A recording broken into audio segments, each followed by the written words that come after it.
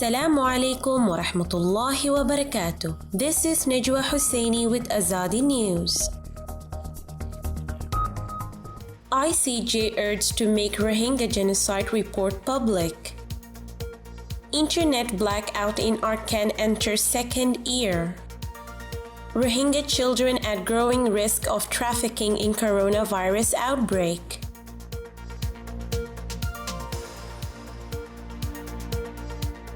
Over 24 rights groups from various countries are urging the International Court of Justice (ICJ) to make Burma's report on the Rohingya genocide available to the public. Burma submitted the report to the ICJ late last month, stating what the government had done to prevent further acts of genocide against the country's persecuted Rohingya minority. In the joint letter sent to the ICJ on June 17 and made available to Anadolu Agency, 30 Rohingya rights groups expressed fears of misinformation if the report remains confidential. We fear that keeping the reports confidential will undermine their effectiveness and allow Myanmar to skirt its obligation to comply with the court's order and its continuing obligations under the UN's 1948 Genocide Convention, it states. The reporting requirement may not fulfill its intended purpose, especially given that United Nations investigators are not able to operate within Burma, the letter said.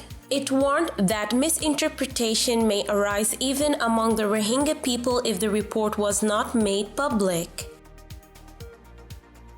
The internet shutdown in Burma's conflict-ridden northwest, described by rights groups as the world's longest, entered a second year Sunday with locals and campaigners appealing for an end to the blackout as coronavirus fears grip the region. The government shut down mobile data in several townships across Arakan state and neighboring Chin state on 21st June last year, causing panic among residents desperate for information about the unrest. Human Rights Watch had called on Friday for an immediate end to the world's longest government-enforced internet shutdown. It's critical for civilians to get the information needed to stay safe during a global pandemic, said HRW's Linda Luckdeer. The country has so far recorded 287 coronavirus cases, including 6 deaths, but experts fear the low numbers are due to a lack of testing. A government official said earlier this month the internet shutdown would continue until at least 1st August in 8 townships.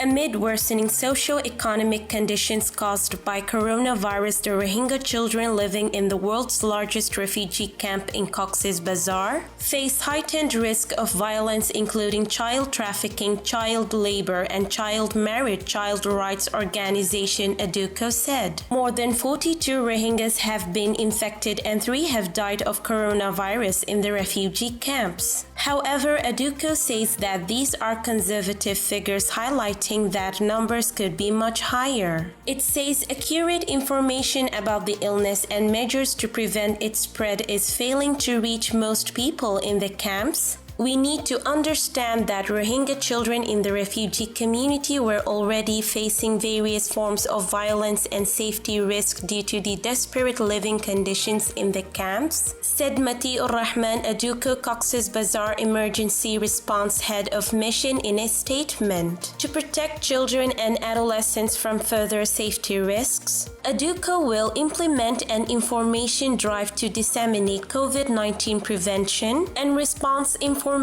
and child protection messages, the charity said. This is today's news. To get more updates about Rohingya, subscribe to our YouTube channel and hit the notification bell.